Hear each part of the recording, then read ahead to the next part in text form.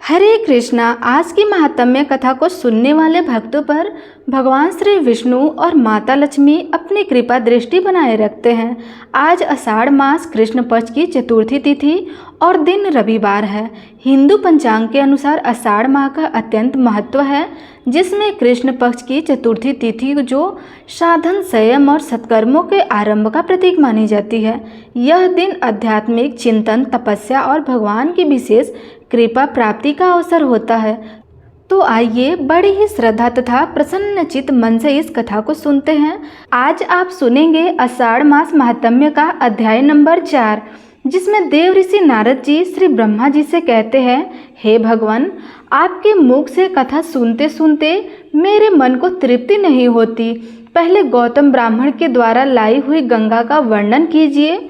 उनके अलग अलग तीर्थों के फल, पुण्य तथा इतिहास पर भी क्रमशः प्रकाश डालिए। तब ब्रह्मा जी बोले, नारद, गोदावरी के अलग अलग तीर्थों, फलों और महात्म्यों को पूरा पूरा वर्णन न मैं कर सकता हूँ और न तुम सुनने में ही समर्थ हो। यद्यपि कुछ बताता हूँ। जहाँ भगवान त्र्यंबकम गौतम के सामने प्रत्यक्ष प्रकट हुए थे, वह तीर्थ त्र्यंबकम के नाम से प्रसिद्ध है। वहीं पे गौतमी गंगा का उद्गम स्थान है। वह भोग और मोक्ष देने वाला है। दूसरा वराह तीर्थ है, जो तीनों लोकों में विख्यात है। उसका स्वरूप बताता हूँ। पूर्व काल की बात है। सिंधु सेन नामक राक्षस देवताओं को परास्त करके यज्ञ छीनकर रसाताल में पहुंच जाता है। यज्ञ के रसाताल चले जाने पर पृथ्वी पर उसका सर्वथा अभाव हो गया। देवताओं ने सोचा कि यज्ञ के बिना ना तो यह लोक रह जाएगा और ना ही प्रलोक। अतः अपने शत्रु के पीछे उन्होंने रसताल में भी धावा किया, परंतु इंद्र आदि देवताएं सिंधु सेन को नहीं जीत सके। तब उन्होंने पुराण पुरुष भगवान विष्णु के पास जाकर यज्ञापरण आदि राक्षस की सब करतूत कह सुनाई, परंतु इंद्र आदि देवता सिंधु सेन को नहीं जीत सके। तब उन्होंने पुराण पुरुष भगवान विष्णु के पास जाकर यज्ञापरण आदि राक्षस की सब करतूतें सुनाई। भगवान ने उन्हें सत्वावना देते हुए कहा कि मैं बराह रूप धारण करके शंख, चक्र और गदा हाथ में लेकर रसाताल में जाऊंगा और वहां मुख मुख राक्षसों का संहार करके पुण्यमय यज्ञ को लौटा जाऊंगा। देवताओं, तुम सब लोग स्वर्ग में जाओ। तुम्हारी मानसिक चिंता दूर हो जानी चाहिए।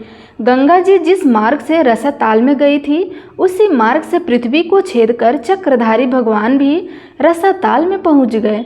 उन्होंने बराह रूप धारण करके रसातालवासी राक्षसों और दानवों का वध कर दिया तथा महायज्ञ को मुख में रहकर रसाताल से निकल लाए। उस समय देवता ब्रह्मगिरी पर श्री हरि की प्रतीक्षा कर रहे थे। उस मार्ग से निकलकर भगवान गंगा स्रोत में आए और रक्त से लथपथ हुए अपने अंगों को गंगा जी के जल से धोया।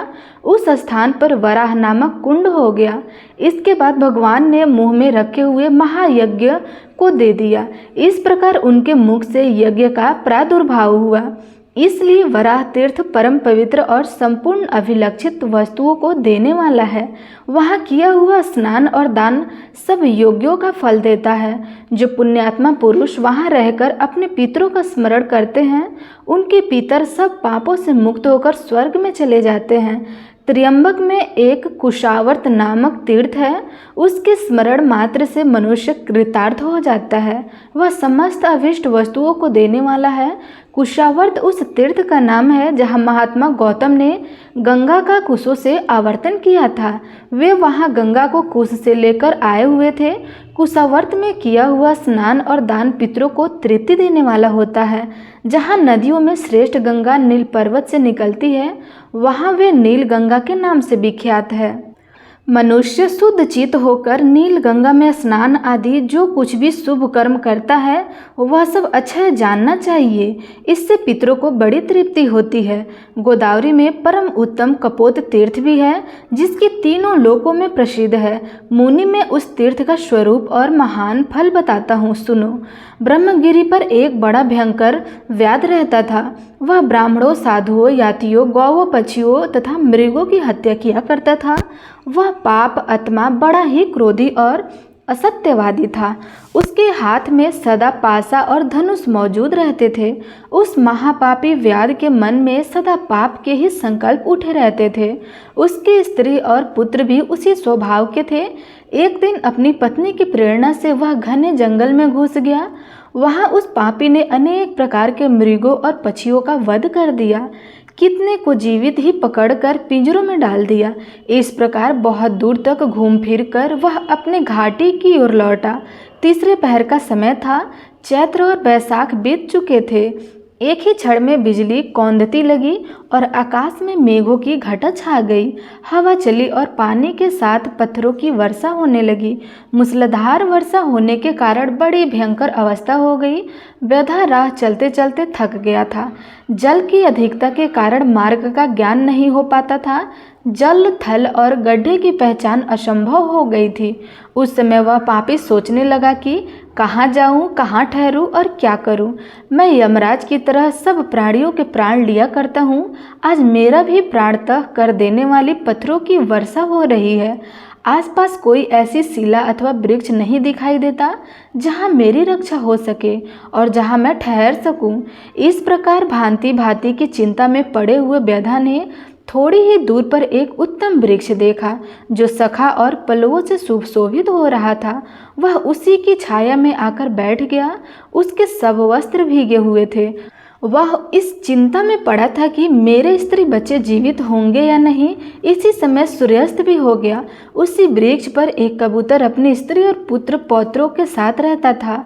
वह वहाँ सुख से निर्भय होकर पूर्ण तृप्त और प्रसन्न था। उस वृक्ष पर रहते हुए उसके कई वर्ष बीत चुके थे।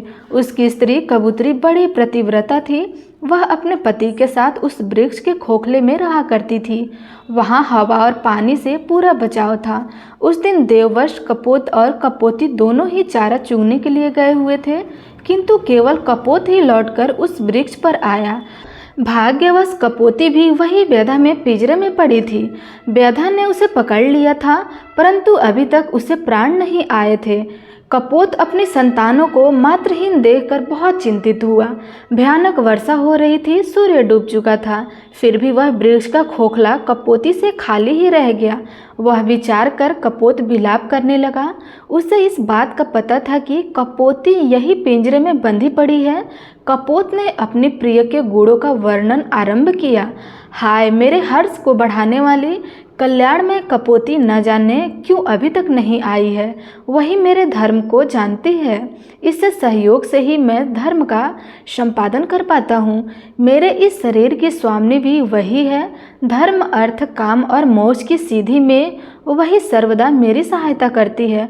मुझे प्रसन्न देखकर वह हंसती है और खिन्न जानकर मुझे दुखों का निवारण करती है।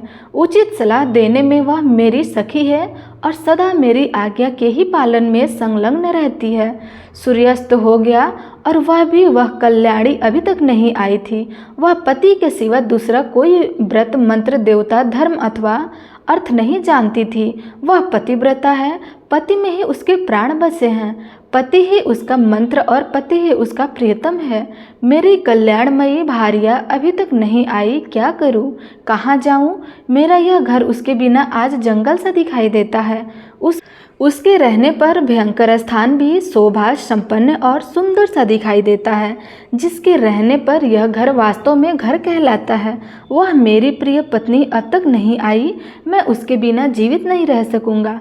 अपने प्रिय शरीर को भी त्याग दूंगा, किंतु यह बच्चे क्या करेंगे? ओह, आज मेरा धर्म लुप्त हो गया है। इस प्रकार विलाप करते हुए स्वामी के वचन सुनकर पिंजरे में पड़ी हुई कपोती बोली, हे खगश्रेष्ठ, मैं यहाँ पिंजरे में बंधी हुई हूँ, बेबस हो गई हूँ। महामती, यह व्याध मुझे जाल में फंसा कर ले आया है। आज मैं धन्य हूँ और अनुग्रहित हूँ, क्योंकि पतिदेव मेरे गुणों का बखान करते हैं। मुझ में जो गुण है और जो नहीं है उस सबका मेरे पतिदेव गान करते हैं। इससे मैं निस्संदेह कृतार्थ हो गई। पति के संतुष्ट होने पर स्त्रियों पर संपूर्ण देवता संतुष्ट हो जाते हैं। इसके विपरीत यदि पति असंतुष्ट हो तो स्त्रियों का अवश्य ही नाश हो जाता है।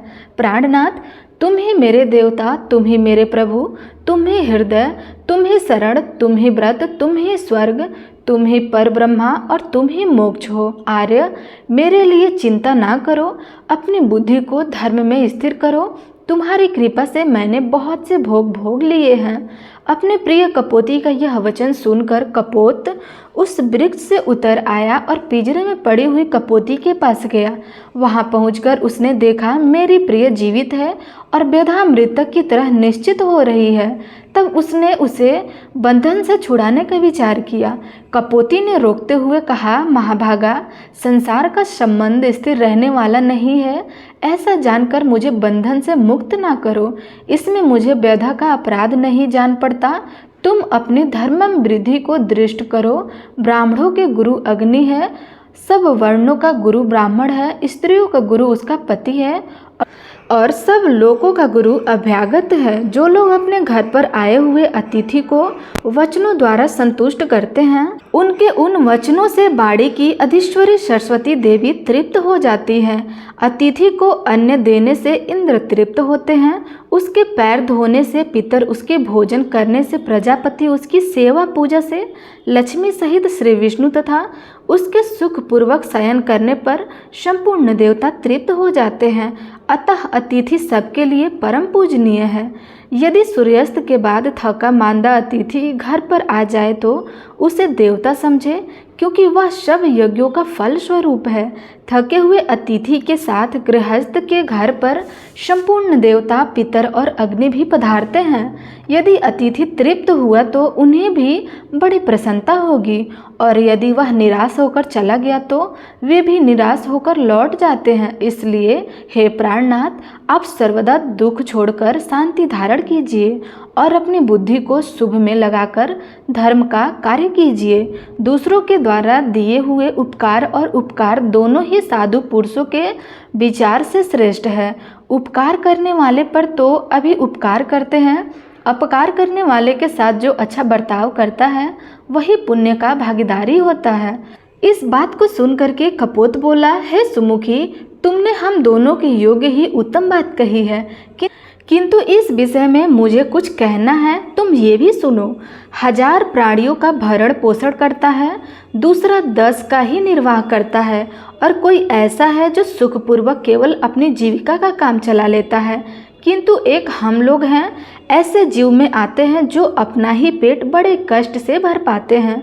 कुछ लोग खाई खोद कर उसमें अन्न भर कर रखते हैं, कुछ लोग कोठे भर धान के धनी होते हैं और कितने भी घड़ों में धान भर कर रखते हैं, परंतु हमारे पास तो उतना ही संग्रह होता है जितना अपनी चोंच में आ जाए। शुभे, तुम ही बताओ, ऐसी दशा में इस थकी मांदे अतिथि का आदर सत्कार मैं किस प्रकार कर पाऊंगा?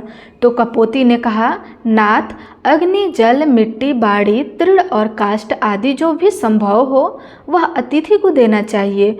यह व्यधा सर्दी से कष्ट पा रहा है। अपनी प्यारी स्त्री का कथन सुनकर पृथ्वीराज कपोत ने पेड़ पर चढ़कर सब ओर देखा तो कुछ दूरी पर उसे आग दिखाई दी। वहां जाकर वह चोंच में एक जलती हुई लकड़ी उठाकर लाया और व्यधा के आगे रखकर अग्नि को प्रज्वलित किया। फिर सूखे काट, पत्ते और तीन के बार बार आग में डालने लगा। आग प्रज्वलित हो उठी। उसे देखकर सर्दी से दुखी व्यधा ने अपने जड़त्व बने हुए अंगों को तपाया। इससे उसको बड़ा आराम मिला। कपोती ने देखा कि व्यधा सुधा की आग में जल रहा है। तब उसने अपने स्वामी से कहा कि हे महाभागा, मुझे आग में डाल दीजिए, मैं अपने शरीर से इस दुखी व्यधा को तृप्त करूंगी। सुव्रत, ऐसा करने से तुम अतिथि सत्कार करने वाले पुण्य आत्माओं के लोक में जाओगे। तो कपोत बोला, सुभे, मेरे जीते जी यह तुम्हारा धर्म नहीं है, मुझे ही आज्ञा दो, मैं ही आज अतिथि यज्ञ करूंगा। ऐसा कहकर के कपोत सबको शरण देने वाले भक्त वत्सल विप्रसुर चतुर्भुज महाविष्णु का स्मरण करते हुए अग्नि की 3 बार परिक्रमा की। फिर व्यधा से यह कहते हुए अग्नि में प्रवेश किया कि मुझे सुखपूर्वक उपयोग में लाओ। कपोत ने अपने जीवन को अग्नि में होम कर दिया। यह देखकर व्यधा कहने लगा, अहो मेरे इस मनुष्य शरीर का जीवन धिक्कार देने योग्य है, क्योंकि मेरे ही लिए पंछीराज ने यह साहसपूर्ण कार्य किया है। ऐसा कहते हुए व्यधा ने कपोती ने कहा, महाभागा अब मुझे छोड़ दो। देखो मेरे यह पतिदेव मुझसे दूर चले जा रहे हैं। उसकी बात सुनकर व्यधा सहम गया और तुरंत ही पिंजरों में पड़ी हुई कपोती को उसने छोड़ दिया। तब उसने भी पति और अग्नि की परिक्रमा करके कहा, स्वामी के साथ चिता में प्रवेश करना स्त्रियों के लिए बहुत बड़ा धर्म है। वेद में इस मार्ग का विधान है और लोक में भी सबने इसकी प्रशंसा की है। जैसे सांप फटकने वाला मनुष्य सांप को बिल में बलपूर्वक निकाल लेता है, उसी प्रकार पति का अनुगमन करने वाली नारी पति के साथ ही स्वर्गलोक में जाती है। ऐसा कह करके कपोती ने पृथ्वी देवता गंगा तथा वनस्पतियों को नमस्कार किया और अपने बच्चों को संतावना देकर व्यास से कहा, महाभागा तुम्हारी ही कृपा से मेरे लिए ऐसा शुभ अवसर प्राप्त हुआ है। मैं पति के साथ स्वर्ग लोक में जा रही हूँ। यूँ कह करके वह पतिव्रता कपोती आग में प्रवेश कर गई। इसी समय आकाश में जयजयकार की ध्वनि गूंज रही। तत्काल ही सूर्य के समान तेजस्वी अत्यंत सुंदर विमान उतरकर आया। दोनों दंपति देवता के समान दिव्य शरीर धारण करके उस पर आरूढ़ हो गया और आश्चर्य में पड़े हुए व्याधा से प्रसन्न होकर बोला, महामती हम देवलोक में जाते हैं और तुम्हारी आज्ञा चाहते हैं। तुम अतिथि के रूप में हम दोनों के लिए स्वर्ग की सीढ़ी बनकर आए हो। तुम्हें नमस्कार है। उन दोनों को श्रेष्ठ विमान पर बैठे देख व्यधा ने अपना धनुष और पिंजरे फेंक दिया और हाथ जोड़कर कहा, महाभागा मेरा त्याग ना करो। मैं अपनी अज्ञानी हूँ, मुझे भी कुछ दो। मैं तुम्हारे लिए आदरणीय अतिथि होकर आया था, इसलिए मेरे उद्धार का उपाय बताओ। तब उन दोनों ने कहा, व्यधा तुम्हारा कल्याण हो। तुम भगवती गोदावरी के तट पर जाओ और उन्हीं को अपना पाप भेंट कर दो। वहाँ 15 दिनों तक डुबकी लगाने से तुम सब पापों से मुक्त हो जाओगे। पाप मुक्त होने पर जब पुनः गौतमी गंगा में स्नान करोगे, तब अश्वमेध यज्ञ का फल पाकर अत्यंत पुण्यवान हो जाओगे। नदियों में श्रेष्ठ गोदावरी ब्रह्मा विष्णु तथा महादेव जी के अंश से प्रकट हुई है। उनके भीतर पुनः गोते लगाकर जब तुम अपने मलिक शरीर को त्याग दोगे, तब निश्चय ही श्रेष्ठ विमान पर आरूढ़ होकर स्वर्ग लोक में पहुंच जाओगे। उन दोनों की बात सुनकर व्यधा ने वैसा ही किया। फिर वह भी दिव्य रूप धारण करके एक श्रेष्ठ विमान पर जा बैठा। कपोत कपोती और व्यधा तीनों ही गौतमी गंगा के प्रभाव से स्वर्गलोक में चले गए। तभी से वह स्थान कपोत तीर्थ के नाम से विख्यात हुआ। वहाँ स्नान दान पिंजरों की पूजा तप और यज्ञ आदि कर्म करने पर वे अक्षय फल देने वाले हो जाते हैं।